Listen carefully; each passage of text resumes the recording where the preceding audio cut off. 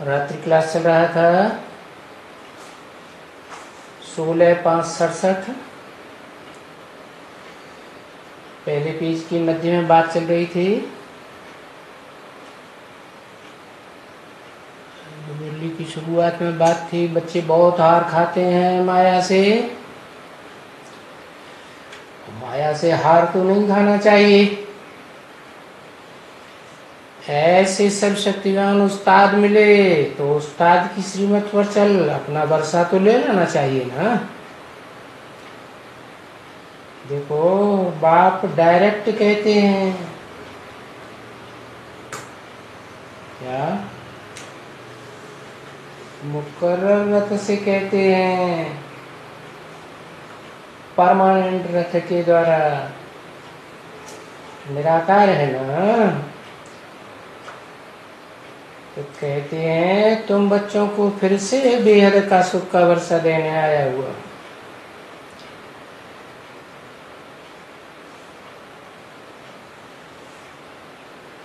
पहले भी दिया था।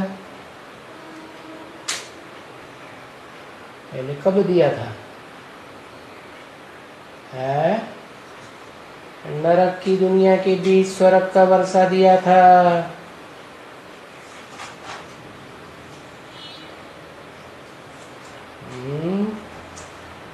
लंबा चौड़ा यज्ञ के आदि में क्या वर्षा दिया था?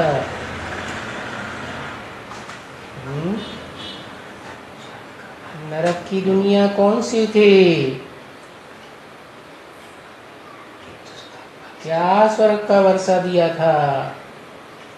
हिंदुस्तान पाकिस्तान का 1947 में खून खराबे का युद्ध शुरू हो गया था। खून खराबे के बीच में, नरक की दुनिया के बीच में तुम बच्चे कराची में समंदर के किनारे बड़े आराम से बंगले में रहे पड़े थे। मुसलमान लोग कहते थे ये तो खुदा ही खिदमतगार हैं। तो देखो, पाकिस्तान में, हिंदुस्तान में खून की नदियां बह रही थी 1947 में, और तुम बच्चे आराम से रहे पड़े थे। अभी फिर बाप आया हुआ है, डायरेक्ट कहते हैं, ऐसे नहीं कोई टेम्परेरी रथ के द्वारा कहते हैं। जिस तन में भी आता हूँ नाम क्या रखता हूँ? ब्रह्मा।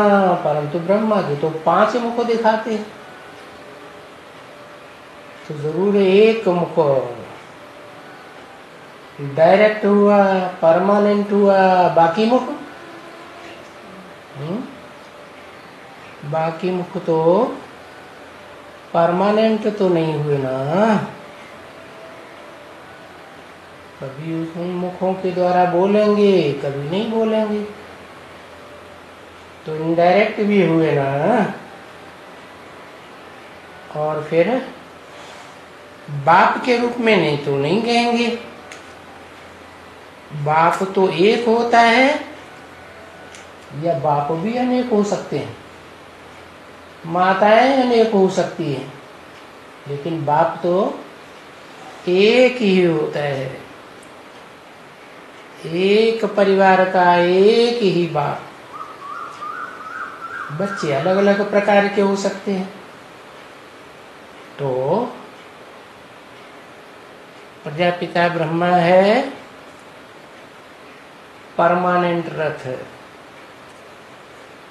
उसके द्वारा डायरेक्ट कहते हैं मैं तुम बच्चों को फिर से बेहद सुख का वर्षा देने आया। हद का वर्षा तो दुनिया में मिलता है, इसमें सुख भी है तो दुख भी है। हद के देहधारी धर्म पिता आते हैं तो हद का सुख का वर्षा देते। बाप तो ऐसे सुख का वर्षा देते हैं जिसमें तुमको कोई दुख नहीं होता है। होता है? नहीं होता है। वर्षा देने आया हुआ है, अभी दिया नहीं है। तुमको बाप की श्रीमत पर भी चलना है। क्या? कब तक चलना है? जब तक तुमको बेहद का वर्षा मिले। और टीचर की मत पर भी चलना है। क्या? तुम्हारा बाप, तुम्हारा टीचर और तुम्हारा सदगुरु एक ही है या अलग अलग है? एक ही परमानेंट रथ में बाप भी है, सुप्रीम टीचर भी है और सदगति करने वाला सदगुरु भी है। तो उस एक की मत पर चलना है।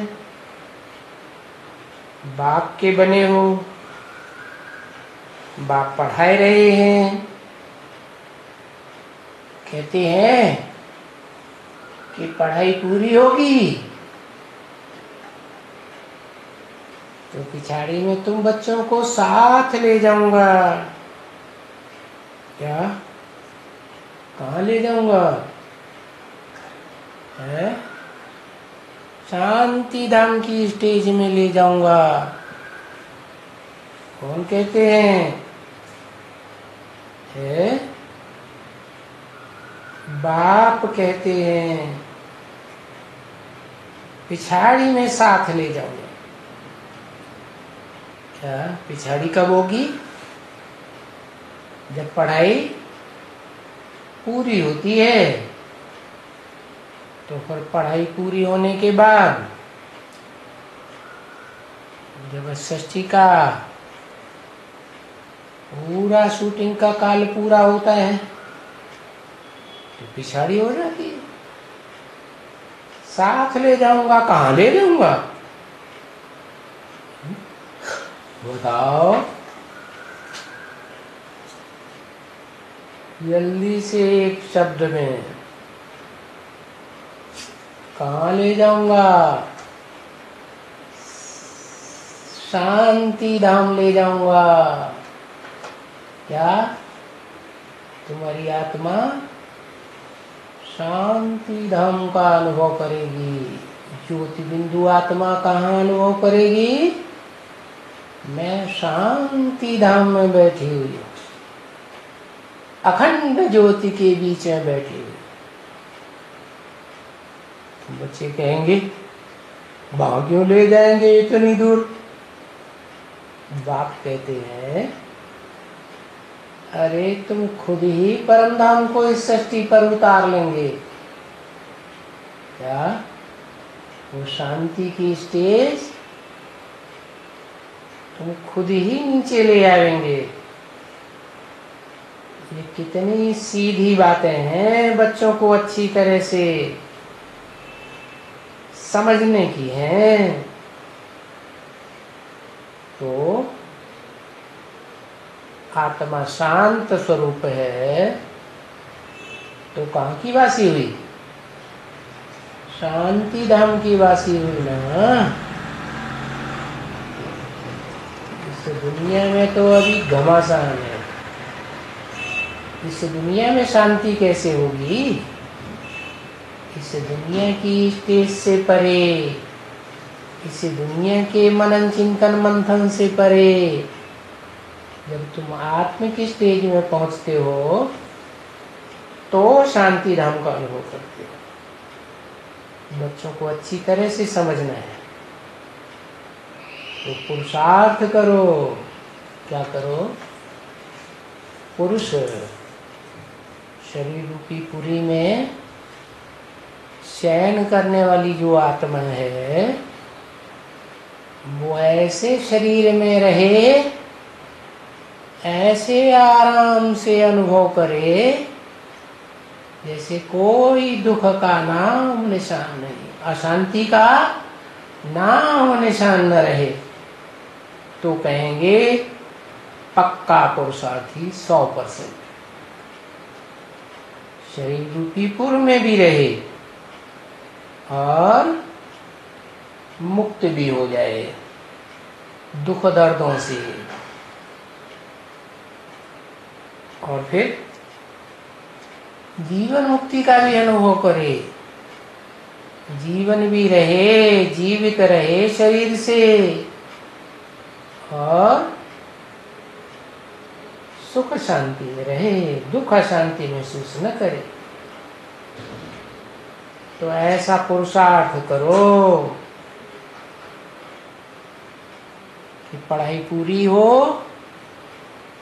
और बाप के साथ शांति धाम में चलो। माया की मत पर, यानी परमत पर। क्या माया कैसी है?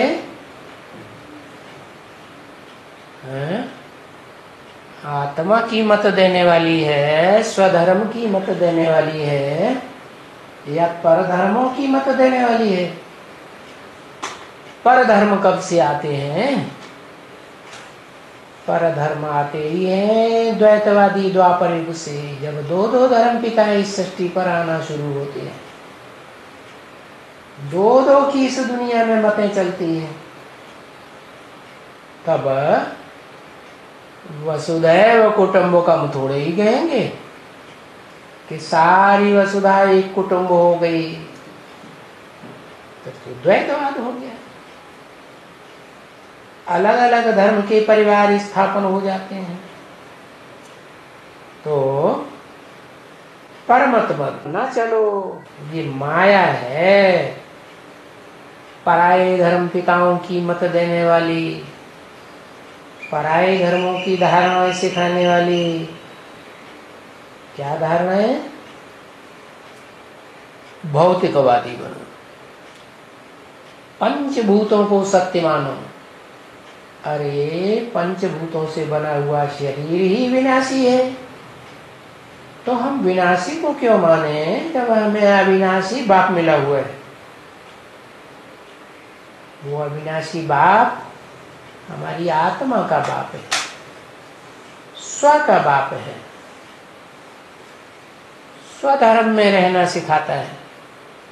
स्व माने ही आत्मा, आत्मा के धर्म में रहो। तुम आत्मा हो, आत्मा को पहचानो। आत्मा ज्योति बिंदु है, आत्मा मन बुद्धि, और मन बुद्धि में भरे हुए जो संस्कार हैं, स्वभाव हैं, उनसे भरपूर है। ये स्वभाव संस्कार हर आत्मा ने इस ब्रॉड ड्रामा की शूटिंग पीरियड में भरे हैं। जैसे जैसे भाव भरे हैं वैसा वैसा उसे पार्ट बनाना पड़ता है, और उन्हीं भाव स्वभाव संस्कारों के अनुसार मैं हर आत्मा के वर्ण का निश्चय कर देता हूँ, निश्चित कर देता हूँ।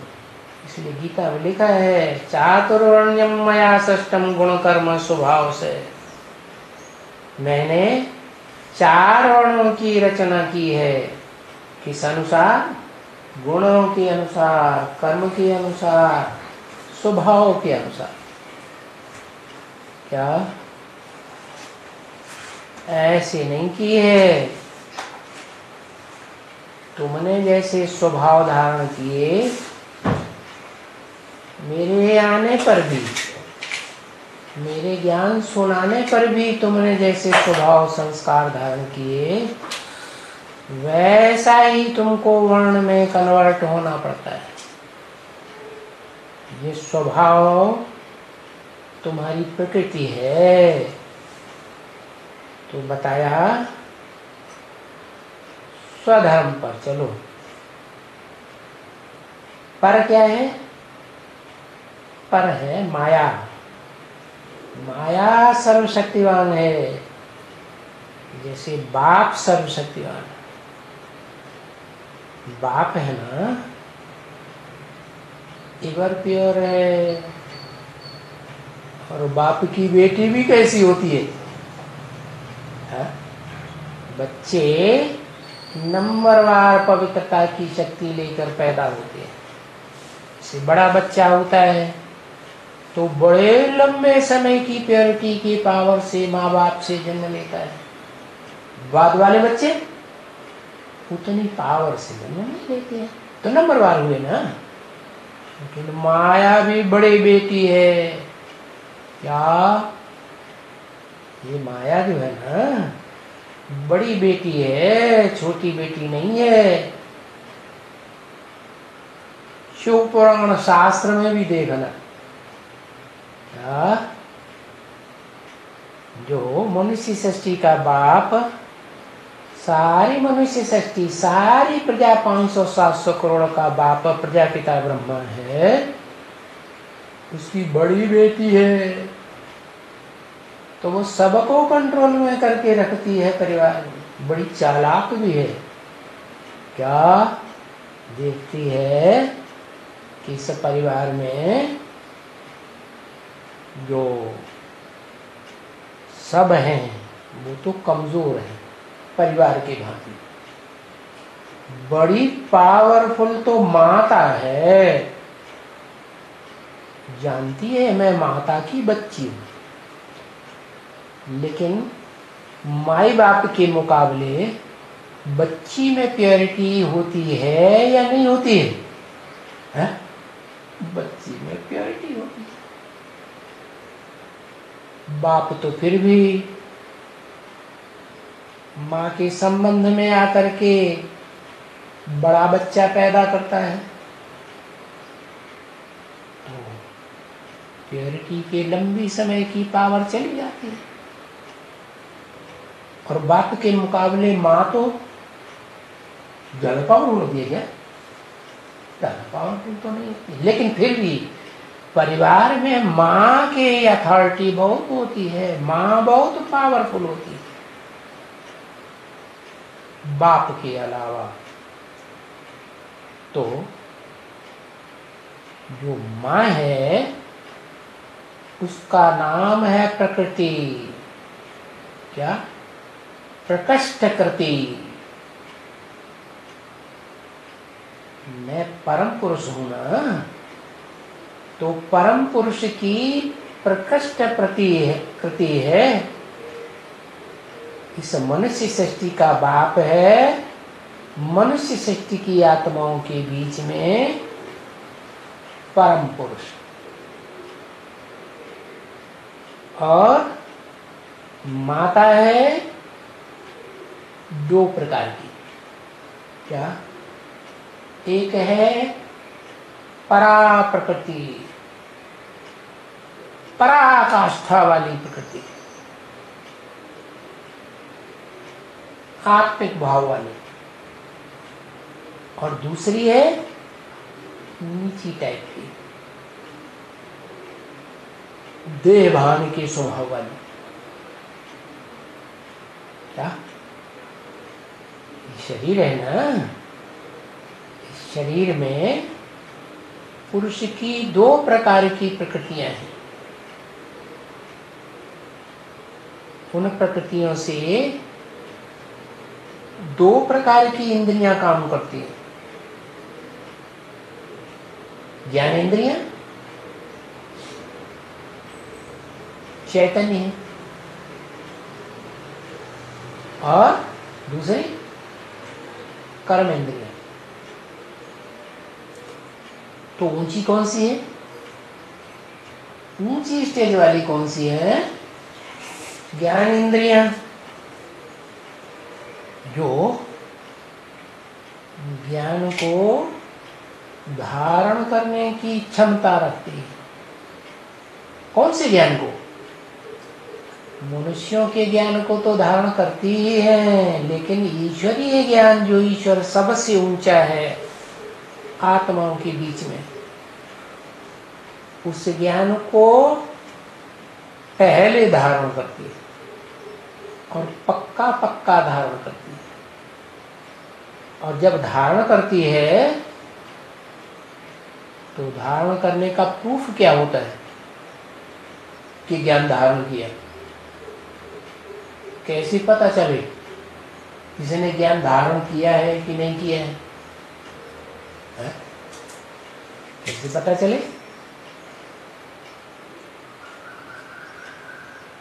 है? धारणा से? खुद धारणा अंदर अंदर कर ली तो कैसे पता चले? खुद धारण कर लिया, दूसरों को क्या पता? दुनिया को कैसे पता चले? है? संस्कारों से। ओह, संस्कार भी अंदर की चीज है। मन बुद्धि के अंदर संस्कार भरे पड़े हैं, दूसरों को कैसे पता चले? है? बाहर आएंगे, कैसे बाहर आएंगे? मन बुद्धि में भरे हुए संस्कार कैसे बाहर आएंगे?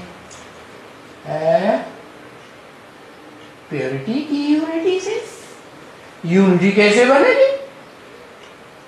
अरे अंदर ही अंदर संस्कार भरे पड़े हैं, अंदर ही अंदर धारणा भरी पड़ी है? तो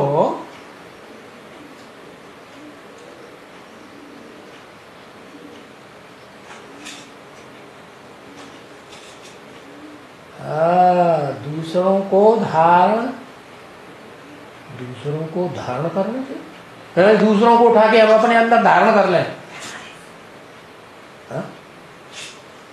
दूसरों को धारण कराने से, हाँ, दूसरों की सेवा करेंगे तब ही तो पता चलेगा क्या इसके अंदर ज्ञान है या नहीं है, ईश्वर का ज्ञान धारण किया है या नहीं किया है। तो वो परा प्रकृति जो है, श्रेष्ठ प्रकृति क्या करती है? वो आत्मा ऐसी आत्मा है, ऐसी रचना है परम पुरुष की कि वो जितना धारण कराती है दुनिया वालों को, क्या उतना और कोई धारण नहीं करा सकता। वो जितने अच्छे संस्कार धारण करती है उतने ही अच्छे संस्कार औरों को धारण भी कराने की क्षमता रखती है। क्या? तो वो संस्कार शक्ति है। कौन सी शक्ति? संस्कार धारण करने की शक्ति है। ब्रह्मा है स्थापनाकारी, शंकर है विनाशकारी, और विष्णु है प्रैक्टिकल धारण करने वाला। प्रैक्टिकल में संस्कार बनाने वाला, संस्कार परिवर्तन शक्ति है। क्या? ये संस्कारों का परिवर्तन, जब तक कोई अपने संस्कारों को परिवर्तन न करे तो दूसरों में संस्कार नहीं भर सकता। शंकर दिए विष पाई, अमृत पाई तो नहीं कहा गया। और चलो ज्ञान अमृत पी भी लेते हैं, शिव बाप उनको पिलाते हैं अंदर ही अंदर, लेकिन बाहर तो नहीं पता चलता। बाहर से दुनिया क्या कहती है, विष पाई है या अमृत पाई है? हाँ, अमृत पाई है, अमृत पीता है, लेकिन दूसरों को तो अमृत पीने का अनुभव उनके द्वारा नहीं होता। किनके द्वारा होता है? वैष्णवी शक्ति, विष्णु पद, जो वैष्णवी शक्ति है, माता है, उसके द्वारा पता चलता है। ये धारणा शक्ति है। क्या?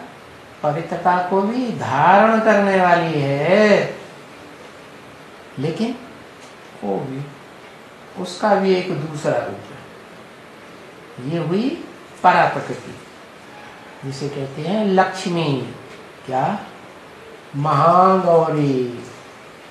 उसमें काली माँ का नाम निशान नहीं, काले कर्मों का कोई नाम निशान नहीं।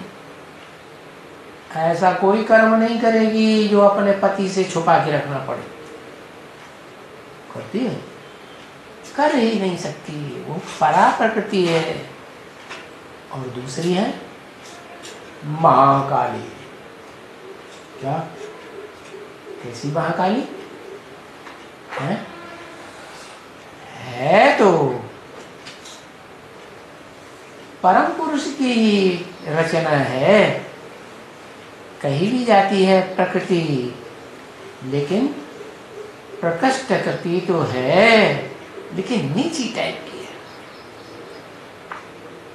जो भ्रष्ट कर्मेंद्रियां है ना शरीर में, उन कर्मेंद्रियों को कंट्रोल करने वाली है। उन कर्मेंद्रियों की मुखिया है, उस परिवार की मुखिया है। क्या ये विराट शरीर रूपी पुरुष है ना, उसमें द्वैतवाद कहां से दिखाई देता है?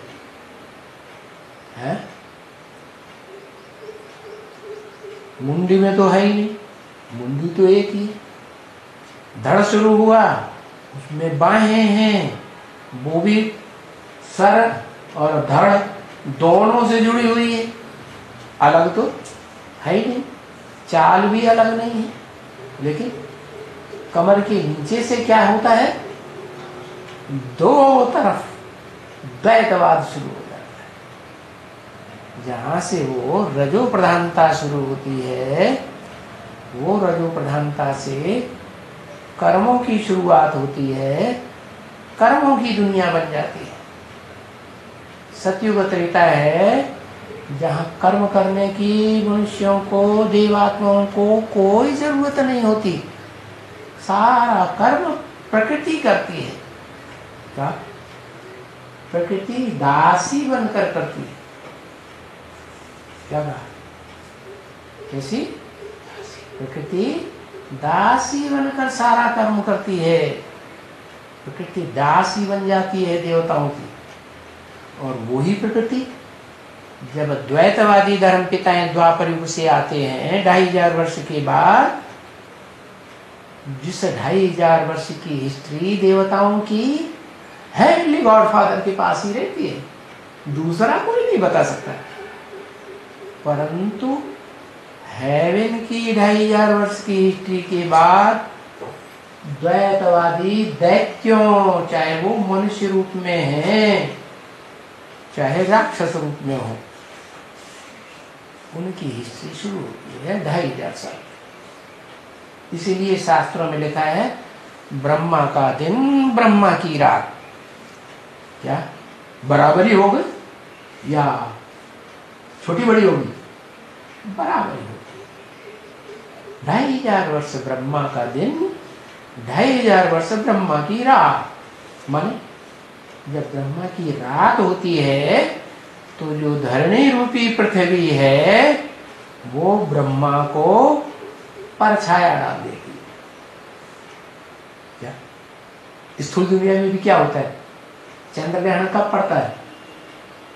जब सूर्य पृथ्वी के ऊपर चमकता है, और पृथ्वी गोल है, और गोल पृथ्वी का परछाया पूरे चंद्रमा पर पड़ता है, तो अमावस्या की रात हो जाती है। ऐसे ही है ना, उसको कहते हैं कृष्ण पक्ष है। ये जो सूर्य है उसको कहा जाता है दक्षिण है। कृष्ण पक्ष माने दक्षिण में राक्षसों का वास माना जाता है।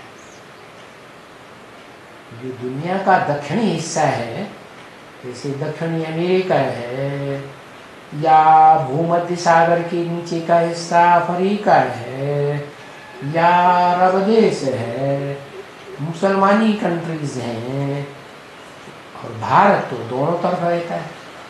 भारतवासी ऐसे हैं, जब भगवान की दुनिया चलती है, हेवनली गॉडफादर की दुनिया, तो हेवन में भी रहते हैं। फिर जब द्वैतवादी धर्मपिताओं की दुनिया आती है, दो दो बातें तो शुरू हो जाती है। वो द्वैतवाद फैलाते हैं। वो कहते हैं नहीं आत्मा पात्मा कुछ नहीं, वो बाद की बात, रूह हम बाद में मानेंगे, पहले तो हम पंचभूतों की बनी हुई देह हैं, हम भौतिकवाद को मानेंगे, हम आत्मा को बाद में बात करेंगे। तो वो भौतिकवादी दुनिया शुरू हो जाती है 2500 वर्ष की। उस 2500 वर्ष की दुनिया में फिर प्रकृति का राज्य चलता है। परंतु प्रकृति भी तो माता है ना, नीचे किस्म की नंबर 2 की माता तो है, लेकिन जो इंद्रियां हैं, जो 5 तत्व हैं, वो जड़त्वमयी है। कैसे? उनमें बुद्धि नहीं है। तो जड़त्वमयी प्रकृति, जो जड़त्वमयी इंद्रियों की माता है, जड़त्वमयी धर्म पिताओं की माता है, जो भावना वाले नहीं है। आत्मा में भावना होती है या जड़ शरीर में भावना होती है? आत्मा में भावना होती है, जड़ शरीर में तो कोई भावना नहीं। तो ये देहधारी धर्म पिताएं जो हैं, जो आत्मिक स्थिति को पकड़ते ही नहीं है, मान ही नहीं पाते, सब कह देते हैं रूह रूह रूह। वो ये भी समझते हैं कि रूह जो है वो आदमियों में होती है, स्त्री हो चाहे पुरुष हो, उनमें रूह होती है। बाकी और जो प्राणी हैं, जीव जंतु, पशु पक्षी, कीड़े मकोड़े, उनमें रूह नहीं होती। इसलिए हम उनको काट पीट के खा सकते, ऐसी भावना रखते। तो देखो, वो जानते ही नहीं है कि रूहों की भी 2 कैटेगरीज हैं। एक देवात्माओं की कैटेगरी, एक मनुष्य आत्माओं की कैटेगरी। ऐसी रूह है जो भगवान आता है तो सुधर जाती है, दैत्य से, दानव से, राक्षसी स्वभाव संस्कार को छोड़ करके देवता बन जाती है। ऐसी श्रेष्ठ रूह है। और दूसरी वो है जो सुधरती ही नहीं। क्या? भले स्वर्ग में भी चली जाती है। क्या? क्योंकि पहले भी स्वर्ग में थी पूर्व कल्प में, परंतु द्वैतवादी द्वापर युग से जब दूसरे धर्म पिताएं आते हैं तो उनमें जो कमजोरी रह जाती है ईश्वर को कम पहचानने की, ज्ञान कम रह जाता है। जो ईश्वर से ज्ञान मिलता है, उस ज्ञान की कमी के कारण वो कम कलाओं वाले देवता बनते हैं स्वर्ग में। क्या? जो कम कलाओं वाले देवता बनते हैं, कमजोर मनुष्य आत्माएं सुधरी हुई बनी, वो द्वैतवादी द्वापर युग से आते आते धर्म पिताओं के चुंगल में फंस जाए। धर्म पिताओं की आत्माएं तो ब्रह्मलोक से आती हैं, आत्मलोक से सुधरी हुई आत्माएं हैं। क्या? उनके स्वभाव भी अच्छे होते हैं, संस्कार भी अच्छे होते हैं। शुरुआत में तो दुनिया की हर चीज सात्विकी होती है इस दुनिया की। आत्मलोक की बात नहीं, आत्मलोक में तो सब सतोप्रधान, वो तो है ही सत्य धाम। क्या? लेकिन उस सत्य धाम को छोड़ करके जब इस सृष्टि पर आते हैं तो इस सृष्टि में प्रकृति का राज्य है। प्रकृति, प्रकृति 2 प्रकार की बताई ना। एक चैतन्य भावना वाली, चैतन्य ज्ञान इंद्रियों का कंट्रोल करने वाली। दूसरी जो है वो भ्रष्ट इंद्रियों की मुखिया है। भ्रष्ट इंद्रियों से जो कार्य करते हैं द्वैतवादी धर्म पिताएं और उनके फॉलोअर्स, उनको विशेष महत्व देते हैं। तो वो आत्माएं जो कम कला वाली हैं, भगवान के शक्ति पर आने पर कम ज्ञान उठाती हैं वो द्वैतवादी द्वापर युग से दूसरे धर्म पिताओं के प्रभाव में आ जाती है। सुनी सुनाई बातों से उन भारतवासियों ने दुर्गति पाई। क्या?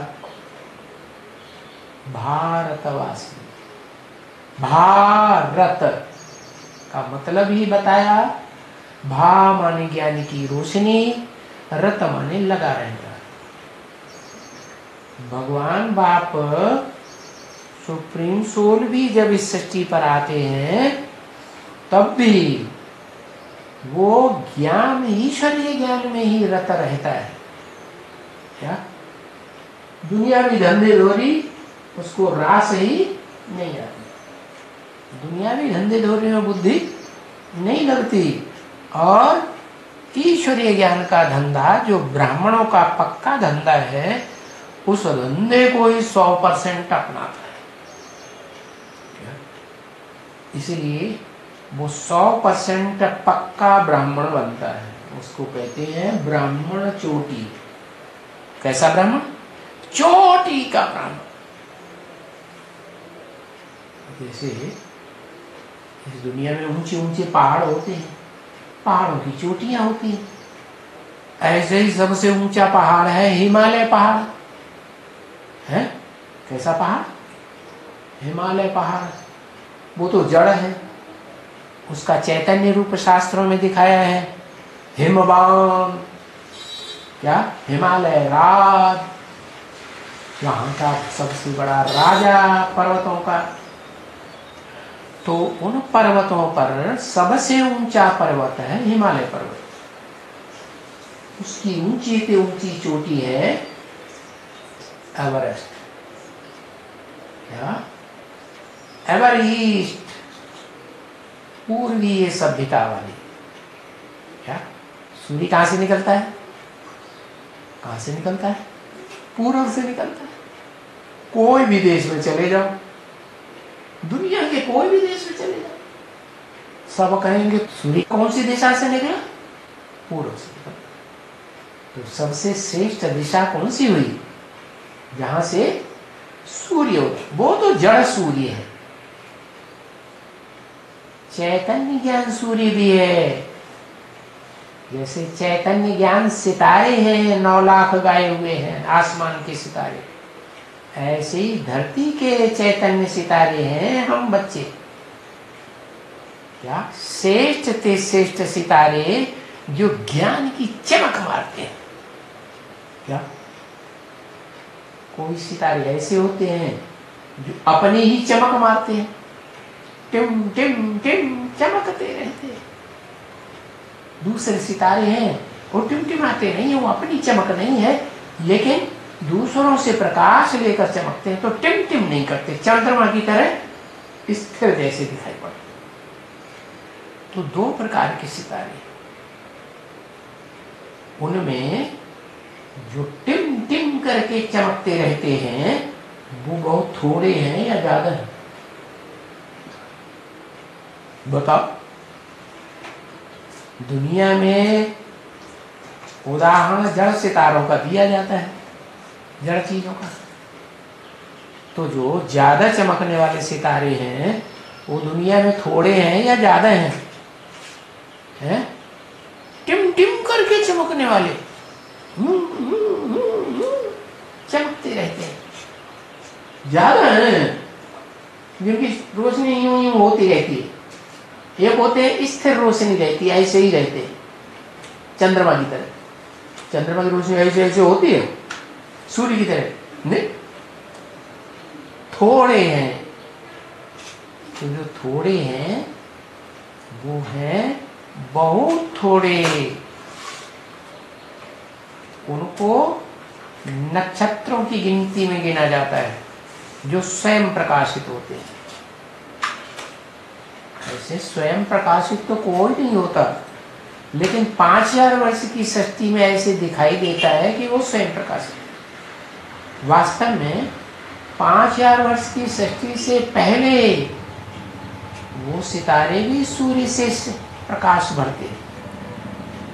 ये चैतन्य ज्ञान सूर्य जो शिव है, हेवनली गॉडफादर, वो खुद कलयुग के अंत में आकर के इस सृष्टि में ज्ञान के प्रकाश से भर देता है। किसके द्वारा? स्वयं डायरेक्ट नहीं भरता है। इस मनुष्य सृष्टि की जो बीज रूप आत्मा है, आदम, एडम, आदिदेव शंकर जिसे कहा जाता है, उसके द्वारा सारी सृष्टि की जो भी मनुष्य आत्मा रूपी सितारे हैं, उनमें रोशनी ज्ञान की भर, कोई में कम रोशनी, कोई में ज्यादा रोशनी। तो जो रोशनी ज्यादा भरने वाले सितारे हैं, उनकी संख्या बताई। क्या? टोटल जो चमकते हैं, रात में चमकते हैं तो रोशनी देते हैं कि नहीं है? चाहे टिमटिमा की जो रोशनी देते हैं, चाहे स्त्रियों रोशनी देते हैं, तो उन सितारों की संख्या भारतवर्ष में 9 लाख मानी जाती है। कोई ने गिने तो नहीं है जो बता देंगे 9 लाख। लेकिन ऋषियों मुनियों ने ये गणना की थी कि इस आसमान में दिन के सितारे, सूर्य की रोशनी वाले सितारे और रात में चंद्रमा की रोशनी में चमकने वाले सितारों की संख्या टोटल मिलाकर के कितनी? 9 लाख। तो वो 9 लाख सितारों में आधे ऐसे हैं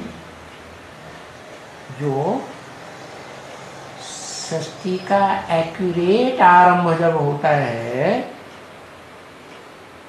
heavenly God father supreme soul इस सृष्टि पर आकर के चला जाता है, तब जीवन धारण करती है। पहले जन्म जिनसे जीवन धारण करते हैं, जिनसे जन्म लेते हैं, गर्भ से ही जन्म लेते हैं शरीर से, तो उन माँ बाप की संख्या 4.5 लाख। और उनसे जो बच्चे पैदा होते हैं सतयुग की पहली पीढ़ी में, उनकी संख्या भी 4.5 लाख। मान लो सतयुग की आदि की पहली पीढ़ी की आयु एवरेज 150 वर्ष है, तो 150 वर्ष में बच्चों की पैदाइश की संख्या 4.5 लाख। कितनी है? 4.5 लाख। और उनको जन्म देने वाले जो माता पिता हैं, वो सतयुग एक्यूरेट आरंभ होने से पहले ही सृष्टि पर मौजूद होते हैं।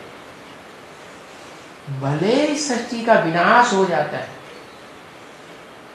लेकिन इतना योग बल धारण करते हैं कि उनके 5 तत्वों का जो शरीर है वो नष्ट नहीं होता। कुछ ऐसी सृष्टि में प्राकृतिक प्रक्रिया बनती है कि जब 7 दिन लगातार मूसलाधार बरसात होती है इस सृष्टि पर, और चंद्रमा जो उपग्रह है पृथ्वी का बच्चा, पृथ्वी से निकला हुआ, वो पृथ्वी पर प्रशांत महासागर के गड्ढे में आकर के मिक्स हो जाता है। तो प्रशांत महासागर का जल और सारी दुनिया का सागर का जल इस तरह ऊंचा उठेगा या नहीं उठेगा?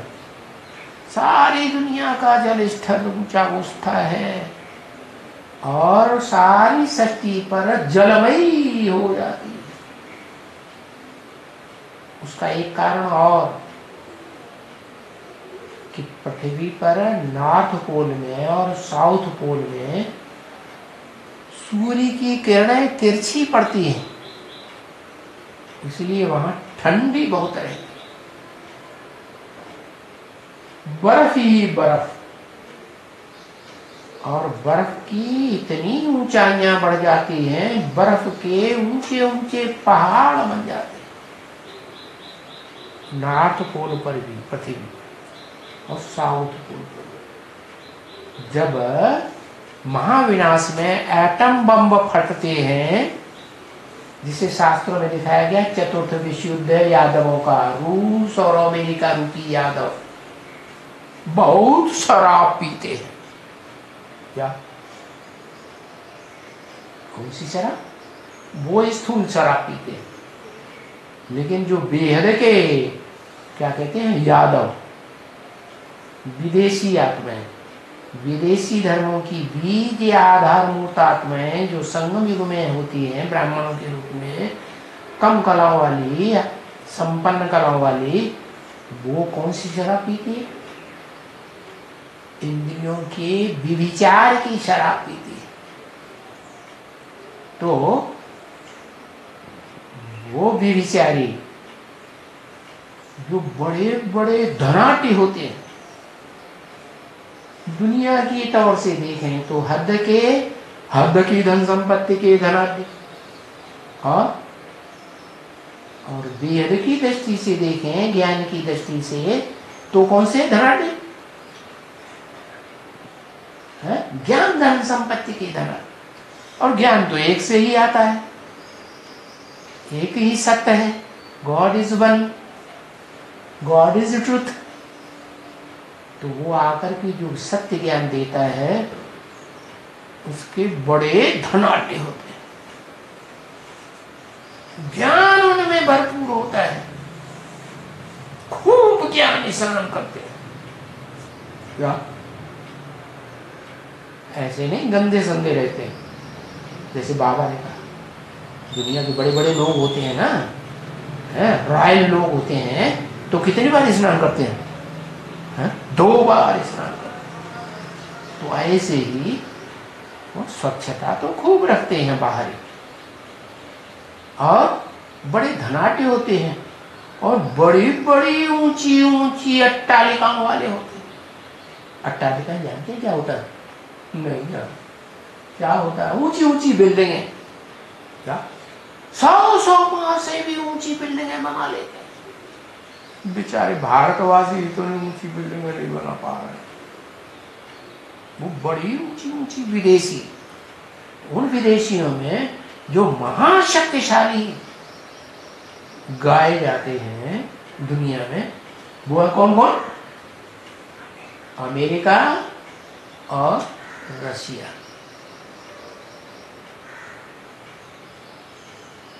ये चतुर्थ विश्व युद्ध में अपनी बनाई हुई जो बड़ी प्रसिद्ध दुनिया की रचना है, एटम बम या मिसाइल्स, जो शास्त्रों में लिखा है कि यादवों के पेट में से लोहे के मूसल निकले। शास्त्रकारों ने समझ लिया, हाँ ऐसे कोई मनुष्य होते होंगे, इनके पेट में से मूसल पैदा होते होंगे। हर पेट में से बच्चा पैदा होता है, लोहे के मूसल पैदा होते हैं। इतनी भी अकल नहीं अंधश्रद्धा में आकर के। वास्तव में है बुद्ध रूपी पेट की बात। क्या? जैसे इस पेट में स्थूल भोजन खाया जाता है, ऐसे ही ये बुद्ध रूपी पेट में ज्ञान का और योग की खुराक खाई जाती है। ज्ञान का लिक्विड जल पिया जाता है। क्या? लिक्विड होता है ना, ऊंची जगह पर डाल दो, कहां जाएगा? ऊपर जाएगा, नीचे जाएगा? लिक्विड किधर जाएगा? नीचे जाएगा। तो ये ज्ञान जल जो है ना, वो ज्ञान जल भी वो बहुत पीते हैं। याद हो, बड़े ज्ञानी होते हैं, बड़े बुद्धि के मनन चिंतन मंथनशील होते हैं, बुद्धि बहुत चलती है, बड़े तीखे। क्या तुम कोई बात कहो, चलने नहीं देंगे, फटाक से काट देंगे, इतने होशियार। अरे भाई, बुद्धि की जो प्रबलता है वो तब ही अच्छी है जब भ्रष्ट इंद्रियों से कनेक्टेड न हो। कैसी अच्छी है? बुद्धि की प्रबलता तब अच्छी है जब भ्रष्ट इंद्रियों का कर्म याद न आता हो। भ्रष्ट इंद्रियों से कनेक्टेड है बुद्धि की प्रबलता, तो बुद्धि बेकार या कार की चीज? बेकार चीज। तो वो एटम बम बना लेती।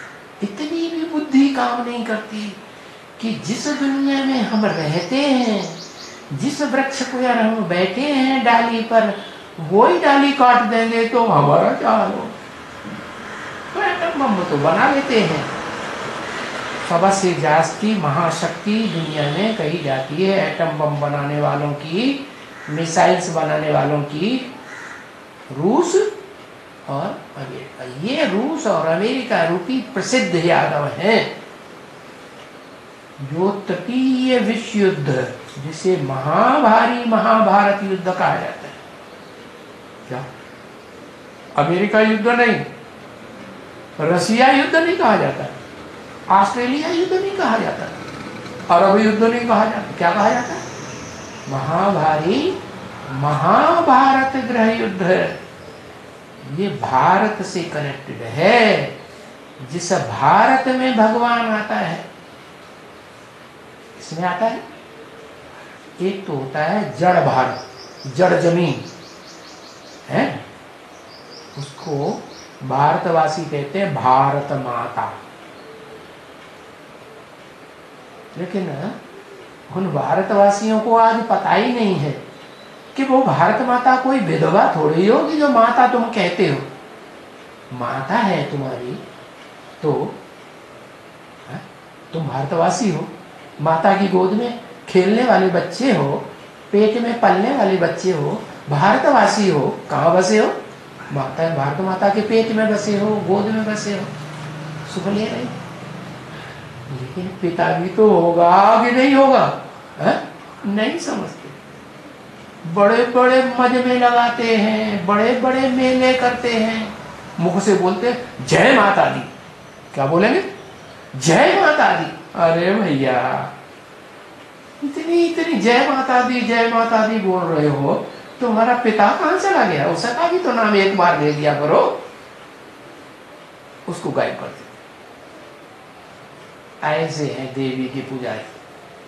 क्यों ऐसे देवी के पुजारी क्यों बन गए हैं?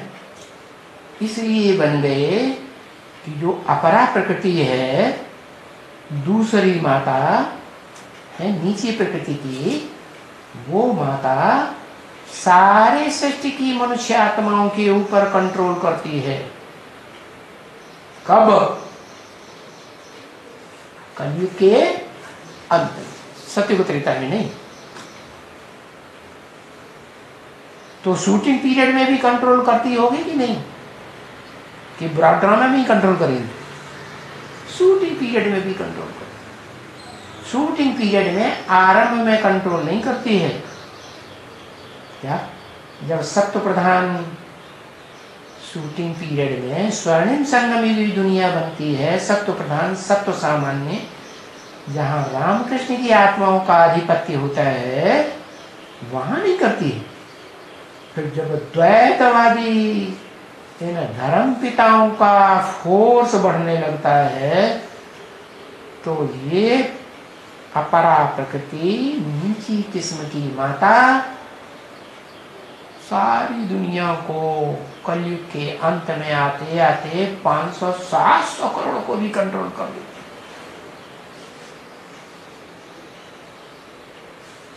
इसलिए सिख लोग आज भी गाते हैं, राज करेगा खालसा। वो खालिस प्रवृत्ति वाली है। क्या? प्रकृष्ट रचना है तो किस लिए? इसलिए है खालिस माने पवित्र। उसकी बुद्धि नीचे टाइप की तो है, लेकिन इतनी पवित्र है कि वो भगवान हेवनली गॉड फादर शिव निराकार, जिस साकार तन आदम में आता है, अर्जुन में, गीता में दिखाते हैं ना, अर्जुन के रथ में आया, तो शरीर रूपी रथ में वो निराकार भगवान जिसमें आता है, उस रथ को याद करने में परफेक्ट। क्या? उस रथ को वो माता जितना याद कर लेती है, उतना दुनिया में कोई मनुष्य आत्मा उतना उस रथ को याद नहीं कर। कोई कहेगा है ऐसा क्या कारण? कारण है, कारण है कि वो अपरा प्रकृति, जिसे महाकाली कहा जाता है तामसी रूप में, और सात्विक रूप जब उसका होता है तो उसे कहते हैं दुर्गा। क्या? दुर्गुणों को दूर करने वाली दुर्गा, जिसको ढेर की ढेर भुजाएं दिखाई जाती है। क्या? इस सृष्टि में जितने भी देहधारी माताएं हैं, क्या जितने भी देहधारी पुरुष हैं, वो सब उसकी भुजाएं बनते हैं। चाहे लेफ्ट साइड की भुजाएं बने, चाहे राइट साइड की भुजाएं बने, उसके सहयोगी सारी दुनिया बन जाती है। क्या? माता के सहयोगी बन जाते हैं।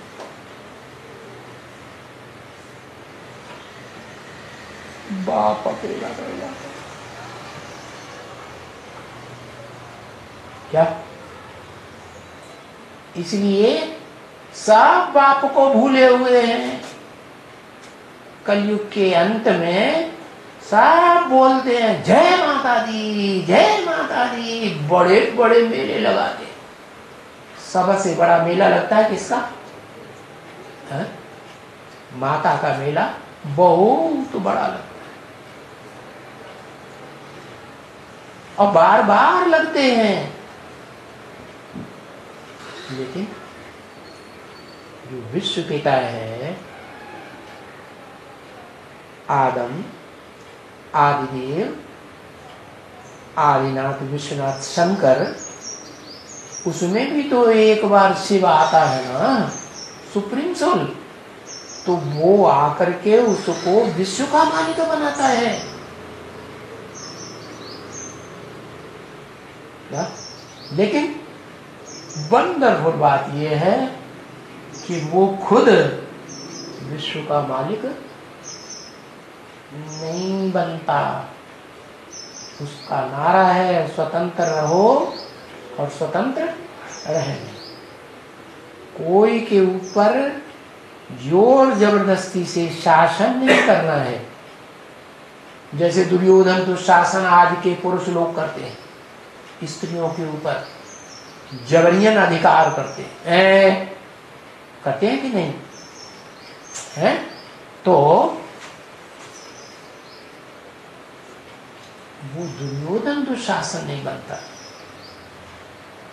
लेकिन आज की ऐसी झूठी दुनिया है कि वो परम पुरुष शिव आत्माओं के बीच में, और जिस मनुष्य पुरुषों के बीच, स्त्रियों, मनुष्यों के बीच, मनुष्य आत्माओं के बीच में जब आता है, जिस मनुष्य तन में, तो आज की दुनिया उस मनुष्य तनधारी को भी दुर्योधन दुशासन साबित कर। क्या? जैसी दृष्टि वैसी समझते हैं कि जैसे हम दुर्योधन बनते हैं कन्याओं माताओं के प्रति, क्या ऐसे ये भी बनता हूं। दुर्योधन माने दुष्ट युद्ध करने वाला। कैसा दुष्ट युद्ध है?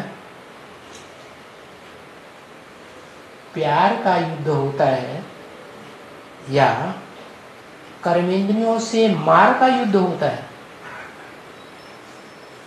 प्यार का युद्ध तो होता ही। प्यार का युद्ध दुख देता है, दुख थोड़ा ही देता है। जो कर्मेंद्रियों का मार का दुख है वो दुख देता है। कर्मेंद्रियों को चलाने वाली जो मुख्य इंद्रिय है मन, वो भी संकल्पों से दुख देता है। लेकिन परम पिता, आत्माओं का पिता, जिसमें प्रवेश करता है वो दुख कैसे देगा? वो तो रथ में प्रवेश करता है, रथ को कंट्रोल करता है, रथ की इंद्रियों को कंट्रोल करता है, इंद्रियों को बुद्धि की लगाम देकर के कंट्रोल करता है। वो रथ कोई के ऊपर देह की इंद्रियों का बाहुबल कैसे चलाएगा? चला ही नहीं सकता। चलाना भी चाहे तो शिव उसमें प्रवेश है, क्या करेगा? कंट्रोल कर लेगा। तो इस बात को तो दुनिया जानती ही नहीं, भारतवासी ही नहीं जानते, भारत की गवर्नमेंट ही नहीं जानती। भारत की गवर्नमेंट में पहले कोर्ट में गीता रखी जाती थी, आज तो इस भ्रष्टाचारी गवर्नमेंट ने गीता को भी उड़ा दिया। दुनिया के सब धर्म पावरफुल क्यों हैं? क्योंकि धर्म को मानते हैं, धर्म पिता को मानते हैं, धर्म ग्रंथ को मानते हैं, क्योंकि रिलीजन इज राइट कहा जाता है। और ये भारत की गवर्नमेंट ऐसी है, न धर्म पिता को जानती है न मानती है, न उसकी मत पर चलती। कि हमारा भारत का जो अव्वल नंबर धर्म पिता है वो कौन है? मुसलमान जानते हैं अल्लाह अव्वल दीन, क्या दूसरे धर्म वाले जानते हैं? भले कृष्ण के रूप में कहते हैं, वो नहीं जानते। कृष्ण को भी जन्म देने वाला कोई तो बाप होगा, बच्चा थोड़े ही अपने आप लॉर्ड बन जाता है। तो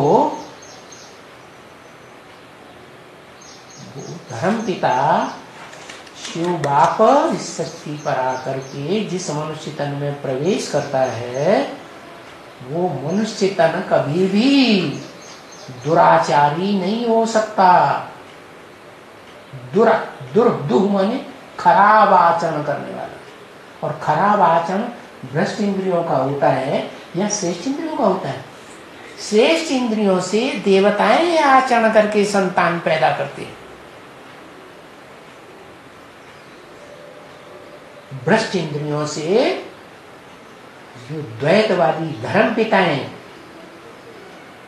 संतान पैदा करना सिखाते हैं, सृष्टि चलाना सिखाते हैं। ये सृष्टि मनुष्यों की सृष्टि है, दानवों की सृष्टि है, दैत्यों की सृष्टि है, राक्षसी सृष्टि है। उनको कहते हैं दुखदाई। इस 2500 वर्ष की सृष्टि में इन विदेशियों ने भारत के ऊपर लगातार आक्रमण किए हैं और बाहुबल के आक्रमण किए हैं कि दूसरे प्रकार का अहिंसा का आक्रमण किया है? ज्ञान की बातें सुनाई है क्या? ज्ञान का युद्ध किया है क्या? नहीं। ये 2500 वर्ष की हिस्ट्री है इस भारत की। ये देहधारी धर्मपिताओं के द्वारा बनाई हुई हिस्ट्री है, प्रैक्टिकल हिस्ट्री है। और इस हिस्ट्री को भी भूल चुके हैं, क्योंकि 2500 वर्ष में अनेक जन्म लिए हैं आत्माओं ने, इसलिए इस हिस्ट्री में भी बड़ी गड़बड़ है। सच्ची हिस्ट्री इस हिंसक दुनिया की 2500 वर्ष की, और अहिंसक दुनिया हेवन की, जो हेवनली गॉडफादर बनाता है, दोनों की हिस्ट्री वो हेवनली गॉडफादर ही सच्ची आकर के बताता है, तरीका बताता है। जैसे अलजबरा होता है ना, उसमें क्या करते हैं? ये प्लस ये बराबर ये। तो ऐसे सिद्धांत बता देता है ज्ञान के। जिन ज्ञान के सिद्धांतों को लगाते जाओ, जन्म जन्मांतर की हिस्ट्री खुलती जाएगी। हर आत्मा रूपी पार्टधारी की हिस्ट्री खुलेगी, क्योंकि ये जो आत्मा है ये जन्म जन्मांतर इस षष्ठ रूपी रंगमंच पर भांति भांति के चोले रूपी शरीर धारण करके पार्ट बजाती रही है, पार्टधारी है ज्योति बिंदु आत्मा। इस ज्योति बिंदु आत्मा का जो पार्ट है वो ब्रॉड इस दुनिया में 5000 वर्ष का पार्ट है। आधा टाइम सुख का पार्ट जो भगवान स्थापन करते हैं, आधा टाइम दुख का पार्ट। थोड़ा सा सुख नाम मात्र क्षण भंग, बाकी दुख ही दुख। तो देखो ये मनुष्यों के द्वारा स्थापन किया जाता है जिन्हें नर कहते हैं। नर से नरक बनता है। नर कौन बनाता है? नर बनाता है, हैं? नर क्यों नाम रखा? गुस्से में आता है तो नर नर आता है, नर नर नर, बहुत नर नर आता है। आंखें लाल लाल करके नर नर आता है, बहुत गुस्सा दिखाता है। और जिसमें क्रोध होगा, हेवनली गॉड फादर कहते हैं ब्रह्मा मुख से, उसमें क्रोध जरूर होगा, काम भी जरूर होगा। काम विकार न हो ऐसा हो ही नहीं सकता। तो ये कामियों, क्रोधियों, लोभियों, मोहियों, अहंकारियों की दुनिया है। 2500 वर्ष की हिस्ट्री, मानवीय हिस्ट्री है। अभी भगवान बाप आया हुआ है सुख की सृष्टि बनाने के लिए। जिस सुख की सृष्टि में, रामकृष्ण की दुनिया में, स्वर्ग में कोई भी दुखी नहीं होगा, हिंसा का नाम निशान नहीं होगा। क्या? बाहुबल की कोई भी हिंसा नहीं करेगा इंद्रियों से। तो बताया कि बाप के बने हो, तुम्हारी पढ़ाई पूरी होगी, पिछाड़ी में साथ में ले जाएगा शांति धाम, और शांति धाम से नंबरवार इस सुखधाम की सृष्टि में भेज देगा। ले जाऊंगा कहाँ? पहले शांति धाम ले जाऊंगा, फिर कहाँ ले जाऊंगा? सुख धाम में ले जाऊंगा। कौन ले जाएगा? निराकार ले जाएगा, निराकारी धाम में रहने वाला ले जाएगा। निराकार आत्माओं का बाप निराकार शिव ले जाएगा, सुप्रीम सोल ले जाएगा। यह सुप्रीम सोल जिस साकार में प्रवेश करता है, मुकर्रर रथ में, डायरेक्ट रथ में डायरेक्ट आकर के पढ़ाता है, बाप के रूप में जन्म लेता है ज्ञान का, बाप के रूप में टीचर बनता है साकार मनुष्य तन के द्वारा, उसी साकार मनुष्य तन के द्वारा सदगुरु बनता है, सदगति देता है। सदगति शरीर से मिलेगी, बिना शरीर के? शरीर साकार से मिलेगी। तो वो तीनों ही रूप एक तन के द्वारा डायरेक्ट धारण करता है। इतनी सीधी सीधी बातें हैं जो बच्चों को बाप अच्छी तरह से समझाते। माया की मत पर है, यानी पर मत पर। स्व की मत है या माया की मत है? स्वधर्मे निधनम श्रेय। स्व के धर्म में मर जाना अच्छा है, गीता में लिखा है। पर धर्मो भयावह। ये पर धर्म क्या है? ये प्रकृति का धर्म है, जिस प्रकृति को माया बेटी कंट्रोल कर ले, अपनी मुट्ठी में दबा के रखती है, हाथ मिला लेती है, दिखावा करती है हाथ मिलाने का। जैसे अंग्रेज लोग क्या करते हैं, हाथ जोड़ते हैं कि हाथ मिलाते हैं? हाथ मिलाने का दिखावा करती है, लेकिन पूरा ही कंट्रोल में लेकर के चलती है माता को। कौन सी माता को? अपरा को। और अपरा प्रकृति इतनी चालाक, इतनी चंडाल, शास्त्रों में इसका नाम दिया है दिति, क्या? खंडित, फटी हुई, क्या? विविचार के आधार पर खंडित। ऐसी खंडित माता के राज्य में सारी दुनिया दुखी होती है। बाप आकर के परा प्रकृति के द्वारा परे ते परे रहने वाली जो सृष्टि है, स्वर्ग और शांति धाम, वहां का वासी बनाता है। तो बाप कहते हैं सब किसकी मत पर चल न चलो, है परमत मत पर न चलो। परमत है माया की मत है, और माया ने जिस पर माने प्रकृति को कंट्रोल कर रखा है उसकी भी मत। तो माया की मत माना प्रकृति की भी मत है, उस पर न चलो, क्योंकि परमत माना भूतों की मत। एक प्रकृति है ना, प्रकृष्ट कृति, क्या कैसी कृति है? प्रकृष्ट कृति। सारी ताकत लगा दी, सारी ताकत माने सिर्फ आत्मा की ताकत लगाई है, या आत्मा ने शरीर में प्रवेश करके शरीर की भी एड़ी चोटी की पावर लगाई है? आत्मा की भी पावर लगी है, और शरीर की भी एड़ी से लेके चोटी तक की पावर लगी। जैसे दुनिया में पुरुष होते हैं ना, इस भ्रष्ट दुनिया में, नारकीय दुनिया में, तो संतान पैदा करते हैं तो पूरी ही ताकत लगाते हैं, पूरे शरीर की इंद्रियों की ताकत लगाते हैं, कि कुछ ढीला ढीला छोड़ देते हैं, कुछ नहीं छोड़ते, पूरी ही ताकत। तो ये एड़ी चोटी की पावर से जो ये माया बेटी पैदा हुई ना, ये बाप की बड़ी बेटी है। जैसे बाप सुप्रीम सोल बाप का बड़ा बच्चा है, मनुष्य सृष्टि का बाप,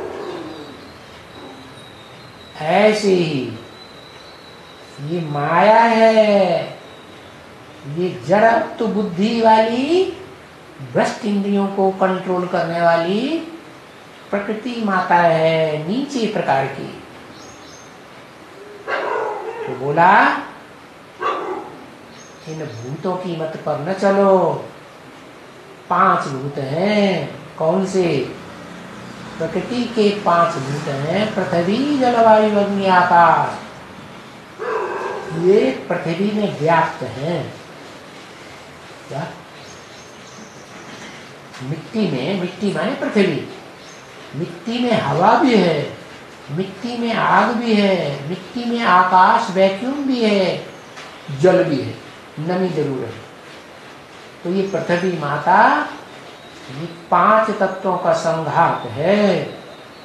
इस सृष्टि में जब आत्माएं आती हैं तो 5 तत्वों के संघात में आत्मलोक से आने वाली आत्माएं बंध जाती।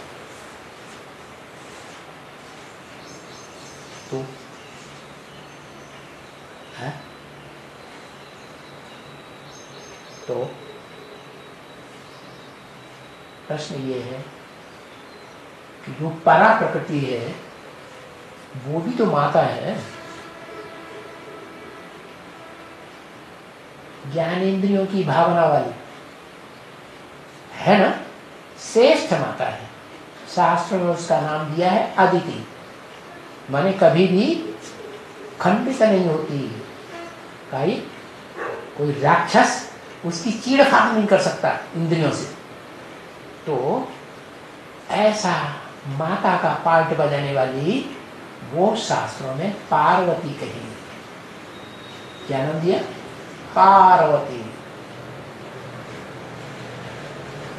जैसे धनवान होता है तो धन होता है, धनवती होती है तो स्थूल धन वाली कही जाती है। ऐसे ये है पार्वती, माने सारे संसार को पार लगाने वाली माता। जो जड़त्वमयी प्रकृति है उसको भी पार लगा करके कहाँ ले जाती है? सुखधाम में, स्वर्ग में ले जाती है। जिस स्वर्ग में पहली पीढ़ी के जो बच्चे हैं 16 कला संपूर्ण, हे कृष्ण नारायण वासुदेव, उनकी वो दासी बनती है। उसकी उनकी अकेले की नहीं, सत्युग त्रेता रूपी स्वर्ग में जितने भी बच्चे पैदा होते हैं सबकी वो दासी है। प्रकृति राशि। उनका शास्त्रों में नाम दिया है वृंदा। तुलसी के रूप में पूजी जाती है। तो तुलसी के भी दो रूप हैं, क्या? काली तुलसी और गोरी तुलसी। क्या? काली तुलसी वो है जो जंगलों में पैदा होती है। आज की दुनिया कांटों का जंगल है ना, कांटों के जंगल में ही रहती है। बाप आते हैं तो बाप जो परिवार बनाते हैं ब्राह्मणों का, उसमें नहीं रहती, वो टिक ही नहीं पाती। अगर आएगी भी ना थोड़े समय के लिए, तो जैसे यज्ञ के आदि में मिसाल दिया है, एक भंगिनिया आती थी, कितने दिन टिकी, बाबा के आते ही गले पड़ जाती थी, छाती से लिपट जाती। फिर क्या हुआ? किसकी बात हो रही? भंगिन की बात हो रही, जो यज्ञ के आदि में आती थी। वो लोकलाज की परवाह नहीं करती थी, क्या कि कोई क्या कहेगा, सबके सामने मैं कैसे क्या कर रही हूं, नहीं। तो वो है बीज, क्या? अपरा प्रकृति का मूल बीज, और इसकी आधारभूत हो गई वो माता, जो बड़ा रूप धारण करती है। ओ 18 का बहुत महत्व है। 18 अध्याय की गीता।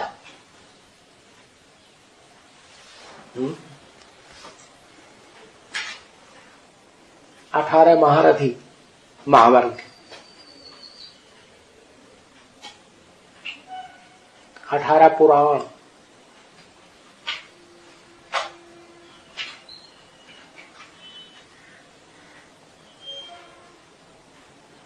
18 अक्षौणी, 18 अक्षौणी, भारी माता, वाह वाह हरी माता।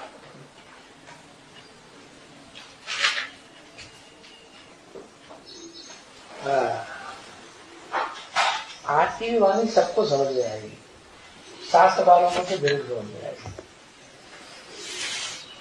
गुलाहट होगी उनके मन में, क्या करूं, मैदान में आऊं कि ना आऊं? आऊंगा तो भ्रष्टाचारियों का साथ देने वाला कहा जाऊंगा, है जैसे बवाली बाबा। भाई बवाली बाबा जैसा तो नहीं बनूंगा, ऐसे सोच में पड़ जाएंगे।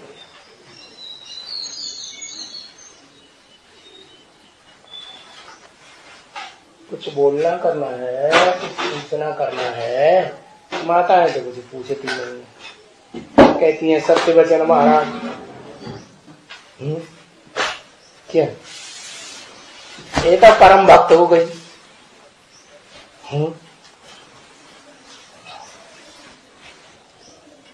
अरे दरवाजे के बाहर तो मैं किसने निकाल के खड़ा कर दिया, अंदर आ जाओ। बाबा तो आत्मा देखते हैं, देखो। अरे बाहर ना क्या हो गया, कुछ पूछना करना है। अरे सारी वाणी समझ में आ गई, इतना संपूर्ण बुद्धि बन गया। नहीं आई समझ में आया, हमको निद्राजीत बनना है। बहुत नींद आती है, कितनी कोशिश करने पर भी नींद आती है। नहीं, हारिए न हिम्मत, बिसारिए न राम। क्या नारा है? हारिए ना हिम्मत, बिसारिए न राम, राम को भूलिए नहीं, भगवान को मत भूलो। वो सहयोग करने आया है, हर बात में सहयोगी है। क्या निद्रा से लड़ाई लड़ने में भी सहयोगी बोला है। जो ज्ञानी तो आत्मा होती है ना, ज्ञान में रस लेने वाली, उनको माया जानती है कि इन ज्ञानियों से तो मैं नहीं जीत पाऊंगी। 5 विकारों को कंट्रोल करने वाले होते हैं ज्ञानी, ज्ञानाग्नि से विकारों को भस्म कर देते हैं क्या। लेकिन छठा विकार जो है ना, आलस्य और निद्रा, इसको नहीं मानता पाता। तो किनारे पर पहुंचे हुए हो, काहे के लिए इतना होल डाल हो रहा है? क्या कहा? अच्छा, दुनिया में कौन से धर्म के लोग हैं जो बहुत सोते हैं? क्रिश्चियन लोग। क्रिश्चियन के बाद मुसलमान आते हैं, सन्यासी आते हैं। ये थोड़ी बहुत चालाक, धीरे धीरे बोल रहा है, उसमें भर ना जाए। अरे सच्चाई है तो बोल, धराते से। सिख धर्म के लिए बोलते हैं ना, सिख धर्म की आत्मा ज्यादा सोती है। मतलब वो भगवान को पहचानते नहीं है, सोते ही रहते हैं। 12 बजते हैं तब जा करके। 12 बजे तो सूर्य ऊपर से चमकता है जोर से, तब तो जग जाते हैं ना।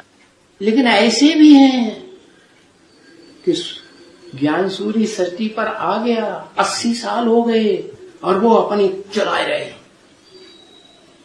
देखा, भगवान का बच्चा है तो कोर्ट से भी ज्यादा बड़ा है क्या? नास्तिक गवर्नमेंट। धर्म है ही नहीं, वास्तव में धारणा करता ही नहीं, अपनी चलाता है। तो बुद्धि में बड़ा तीखा समझता है। एटम बम बनाई ना, सबसे ज्यादा घमंड कौन सा है?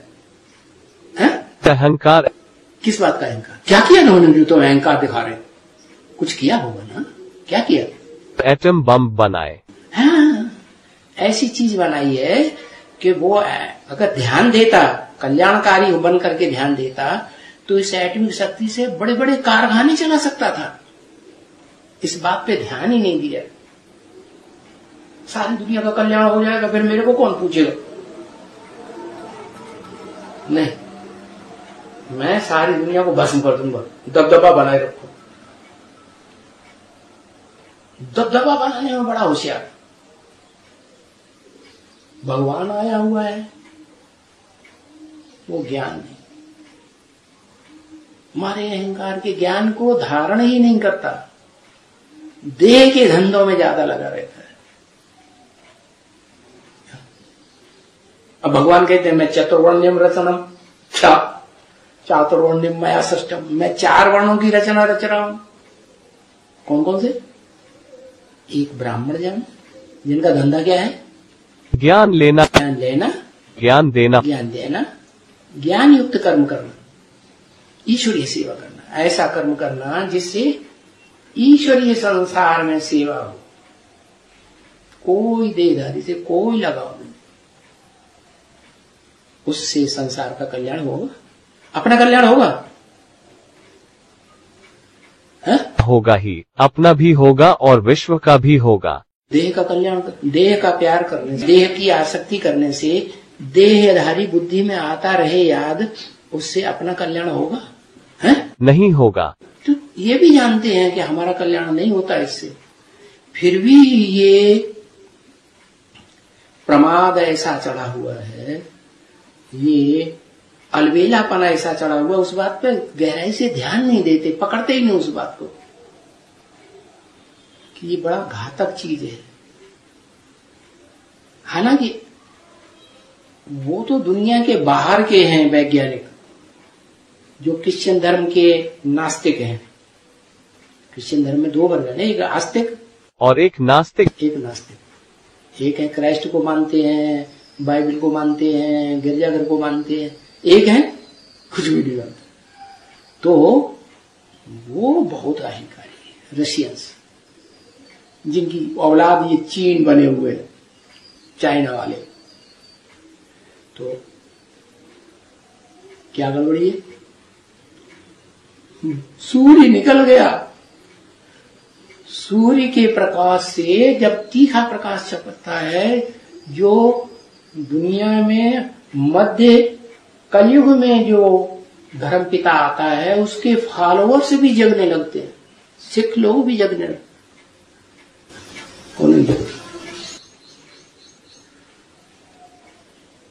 बड़ी ताकत लगा रहा हूं कहता है, सारे कर्म मैंने कर लिए, सारी दवाइयां कर ली, मेरे बस की बात नहीं। अरे भाई होल्ड ऑन मत हो, तुम्हें किसका तुमको बच्चा किसने बनाया है? भगवान ने। ऊंच से ऊंच बाप ने अपना बच्चा बनाया है, तो स्वर्ग में ले जाएगा कि नहीं? मार पीट के भी ले जाएगा, चिंता न करो। लेकिन मारपीट आने के चक्कर में हम क्यों आए हैं? हम तो बच्चा बने हैं, तो हम उसकी बात को मानेंगे ना। क्या बात मानेंगे? कि हमें ब्राह्मण बनना है। क्या बनना है? ब्राह्मण सो देवता बनेंगे। क्या बनेंगे? ब्राह्मण सो देवता बनेंगे। सो देवता। कौन सी कुरी के ब्राह्मण? अव्वल कुरी की ब्राह्मण सो देवता बनेंगे। उस कुरी में पहुंचना है। उस कुरी में सब धर्मों के बीज होंगे। क्या? सबके बीज, सारे संसार के बीज होंगे। तो स्वर्णिम स्वर्ग में आएंगे, भगवान के बनाएंगे स्वर्ग में। संगम युग में स्वर्णिम स्वर्ग में जाएंगे या नहीं जाएंगे? जाएंगे। ध्रुव निश्चित है। ये नीत, ये कुंभकर्ण रावण का भाई है। इसका भाई है? रावण का भाई। इसका भी पार्ट है हमारे ऊपर सवार होने का। क्या है? और ये कुंभकर्ण जैसी आत्माएं दुनिया में हैं, या क्रिश्चियन धर्म की आत्माएं हैं, इस्लाम धर्म की आत्माएं हैं, क्षत्रिय धर्म की आत्माएं हैं, देवता धर्म की आत्माएं हैं, या जो सबके बीज हैं, संगम युग में ही विशेष पार्ट बजाने वाले विश्व के मालिक बनते हैं। क्या? विश्व पिता, विश्व का मालिक, तो यथा राजा तथा प्रजा। सत्ता बच्चों के हाथ में होती है। सत्ताधारी ताजधारी बच्चे बनते हैं।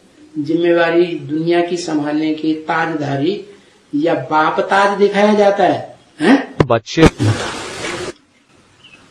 चिंता क्यों करते हो? ऐसी होल्डान बात कह देते। हमने सब कर्म कर लिए, सारी दवाई कर ली, अब हमारे बस का रोग है, हम हताश हो गए। अभी नहीं कहना कभी। क्या मंत्र दिया? अरे अभी मंत्र दिया है? मनमना भाव। वो तो बहुत बड़ा मंत्र है, सबके लिए है ही है, तुम्हारे लिए भी है, सारी दुनिया के लिए है। उसके बिना तो काम चलेगा ही नहीं। लेकिन तुमको अभी एक मंत्र दिया, हारिए ना हिम्मत। हारिए ना हिम्मत। देखा ना, ये पहले पकड़ लेता है। तुम तो हिम्मत जैसे हार ही गया, किसी बात से कुछ नहीं होगा। ऐसे कहता मैं तो अशोक सुंदरी हूं, मैं तो कन्या हूं। ये तो कंडुआ है, ज्यादा पावरफुल होगा ही होगा। ऐसे है। अशोक सुंदरी तो शरीर का नाम है, लेकिन अरे अशोक सुंदरी कोई कम थोड़ी है। काशी नगरी का नाम है अशोक सुंदरी। माँ बाप सबसे ज्यादा प्यार करते हैं बच्चियों को आज की दुनिया में। दुनिया वाले लड़कों को ज्यादा प्यार करते हैं आज की दुनिया में। शिव बाबा के बच्चियों को, कन्याओं को ज्यादा प्यार करते हैं।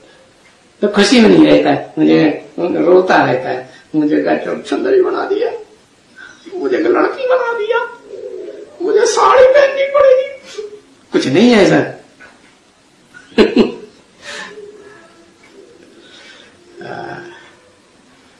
अभी क्या मंत्र दिया?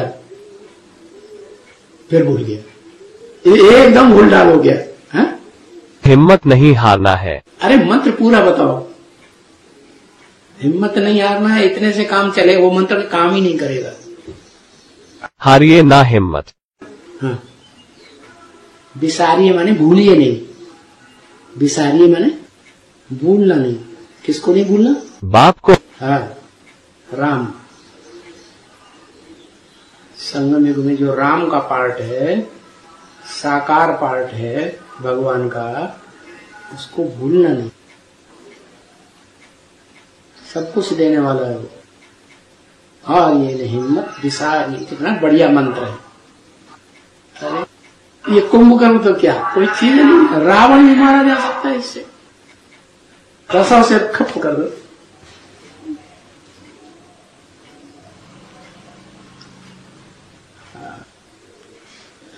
तो तुम इतने होल डाल के हो रहे कि अब नहीं जीत पाऊंगा।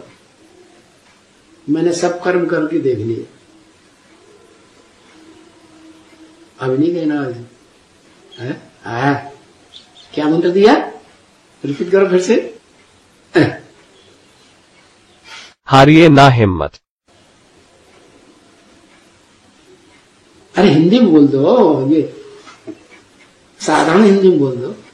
भूलिए न राम, विसारिए माने भूल। फिर से बोलो। हारिए ना हिम्मत, विसारिए ना राम। विसारिए न राम, विसारिए न याद आए तो बोलिए सही। कौन सा देश? भारत देश। भारत जी दो प्रकार का हो गया, एक जड़ भारत जमीन और एक वो भारत जो ज्ञान की रोशनी से रोशनी फैलाता रहता है इस संसार में, हीरो पाठधारी के रूप में। वो भारत ज्ञान की रोशनी में ही रता रहता है, कर्मेंद्रियों से भी, ज्ञानेंद्रियों से भी, वाचा से भी, दृष्टि से भी, वृत्ति से भी। वो किसी के सामने सूर्यवंशी, असल सूर्यवंशी झुकते नहीं है। मर जाएंगे, कट जाएंगे, लेकिन काम पूरा करके छोड़ेंगे। देयं वा पातयामे कार्यं वा साधयामे। ऐसी ही शूटिंग संगम युग में करते हैं। यज्ञ के आदि में भी बल शरीर छूट गया हो तो भी आत्मा में ये भाव भरा रहता है, संस्कार भरा रहता है। अगला जन्म लेकर के फिर युद्ध करेंगे, धर्म युद्ध, और जीत पाकर रहेंगे। विजय हमारा जन्म सिद्ध अधिकार है। चलो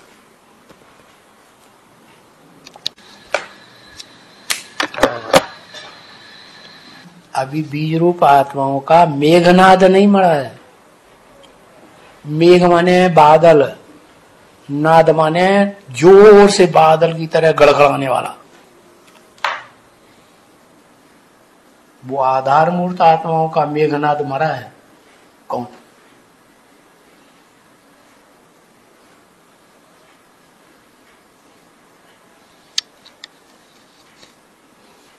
जो आज के भ्रष्टाचारी नेताओं की तरह बड़ा ब्रह्मा कुमारियों में भाषण करता माना जाता था। अच्छा जगदीश भाई। बीज रूप आत्माओं का अभी भी नहीं मरा है।